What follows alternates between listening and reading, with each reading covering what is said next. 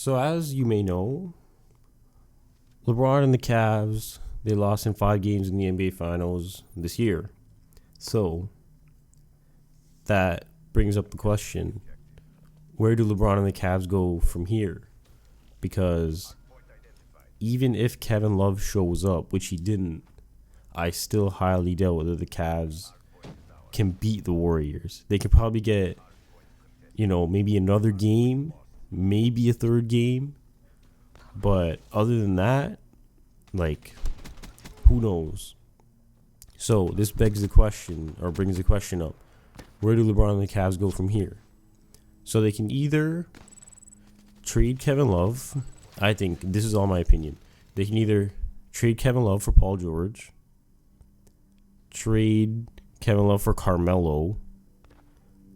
LeBron could possibly leave. They could, they probably won't trade LeBron, but this would be the next year after that. But we'll stick to this year. So they can either trade Kevin Love for Paul George, which I think Paul George is a better player. Kevin Love obviously grabs more rebounds, but I do think Paul George is the better player.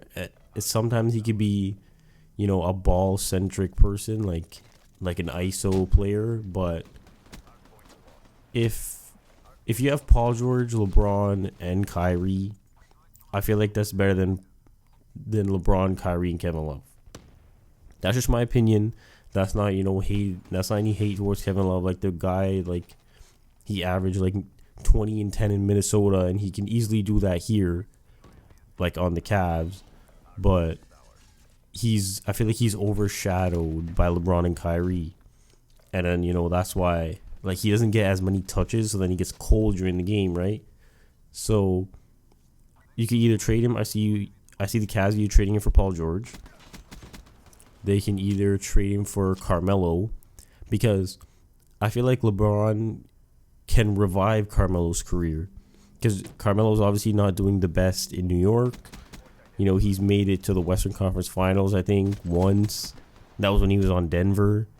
And then when he went to the Knicks, it just, I don't know what happened. He just lost it. I guess Phil Jackson got in his head.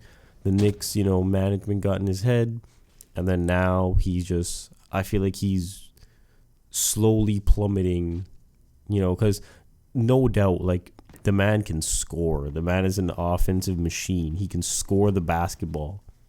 But the only liability you're looking at is, I feel like he doesn't play any defense. And that's why I think Paul George would be a better fit, because then at least Paul George can somewhat guard Kevin Durant, because LeBron can't guard Kevin Durant. That's why they had Richard Jefferson guarding him, because then LeBron will get tired guarding Kevin Durant, and then he won't be, he won't have energy on offense, and he'll be tired on defense, considering he's playing 44, 45 minutes. The guy's getting 3 minutes rest at most. In game 5, I think he played 47 minutes or 46 and a half minutes. So he got 1 minute of rest. 1 minute of rest can't be no one can do that. I don't care if you're 25 years old. I don't care if you're Kevin Durant. I don't care if you're Kawhi Leonard. No NBA player can be playing in an NBA Finals game, play 47 minutes, and people expect them to not be tired. It's not even humanly possible. And LeBron's one of the best conditioned athletes in the world. He takes care of his body.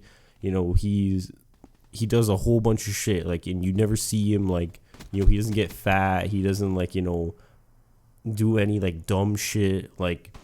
He's one of the best conditioned athletes in the world, and he knows his body, and he knows, okay, I need maybe 3 minutes of rest. I need 5 minutes of rest, but 1 minute of rest, that just can't be happening. In an NBA Finals game, in a regular season, game when no one's playing hard or anything, but then you wouldn't really be playing 47 minutes if you're not playing hard. But whatever, you get what I'm trying to say. The bench did nothing this year. The bench scored, I think, 7 points in game 5. Kevin Love didn't show up. Steph Curry's out rebounding Tristan Thompson. Kyrie wasn't as good as he was last year. LeBron averaged a triple-double in the finals, the first player to ever do it in NBA history. and people are saying, "Oh, he's 3-5, he's 3 in this." Well, no player can win an NBA championship by themselves. I don't care who you are. You could be Kevin Durant. You could be the greatest player in the world. You could be the greatest player of all time. Michael Jordan couldn't win a championship by himself. He couldn't even get out of the first round by himself. So, I don't know. Like, people are flaming LeBron, saying, "Oh, he's 3-5. He's 3 in this, 3 in that." But you can't help it if the man shows up and his team doesn't show up. So, they should trade Kevin Love for preferably Paul George. And then, I feel like they should just clear the whole bench out. Like, I don't know why Dante Jones is still there. I don't know why James Jones is still there. I don't know why, Kay Felder's there. Like, just clear these guys out. Clear some cap. Get some, okay quality players, good bench players. Like, for example, I was talking to one of my friends. He said, they can get Dwayne Wade. Trade for Dwayne Wade, or I don't know if he's a free agent or, whatever. Just get Dwayne Wade to Cleveland. He is older. He could play 20 to 25 minutes a night. He can give you a solid, maybe 10-5, 10-4, He can make plays. He can't shoot, but he could play defense, and he's just a solid all-around player. Then if they have Paul George and Carmelo, I just think it's over. Like, the Cavs are winning that series. Because imagine Kyrie, Paul George, LeBron, Carmelo, and Tristan Thompson probably, if they don't trade him, and if he grabs rebounds. That lineup beats Golden State 4 out of 5 times. 4 out of 7 times.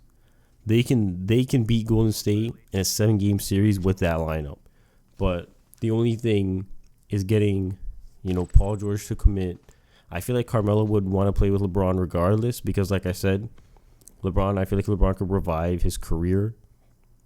But other than that, if we're looking to next year, and the Cavs make no moves, if they go into the season and they make no moves and they lose again, then LeBron's probably leaving.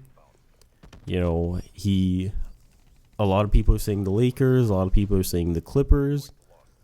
I feel like if he leaves, it'll be kind of a stupid move, because Kyrie would only be 26. He's 25 right now, and he'd only be 26. And that's not even prime Kyrie yet. And who knows what he's going to do in his prime, because he's already, a top 3 finisher in the league at the rim. He has handles out of this world. He can create his own shot. He can create shots for other people. I consider him a top 3 point guard right now, behind, Curry, and it's a toss up between those two, and then probably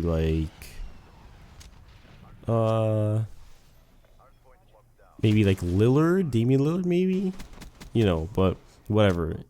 I feel like 1 and 2 is Kyrie and Steph and Kyrie. You can kind of interchange those two. It's like up for grabs right there. But that's why I said I don't think leaving is not his best option. They should trade for people. But I feel like if Chris Paul goes to the Spurs, then, and the Cavs lose, this year coming up in the finals, then he's leaving. Because imagine Chris Paul, Danny Green, or whoever their 2 is, Kawhi, LeBron, and LaMarcus Aldridge. That lineup beats Golden State. Imagine LeBron and Kawhi playing together. Like, it's over. That lineup is beating Golden State. Like, without a doubt, 100%. No ifs, ands, or buts about it. But then again, are you going to leave a 26-year-old Kyrie for a 33-year-old Chris Paul? You know what I mean? And Chris Paul, he can't stay healthy, like, in the playoffs. He can't stay healthy, period. Every season, oh shit, Chris Paul's injured, right? So those are just my opinions on the matter. In the background, you're watching a Black Ops 3 competitive league play arena, whatever you call it, shit.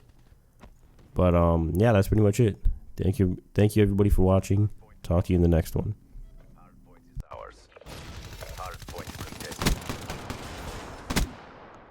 CDP, all objectives secured.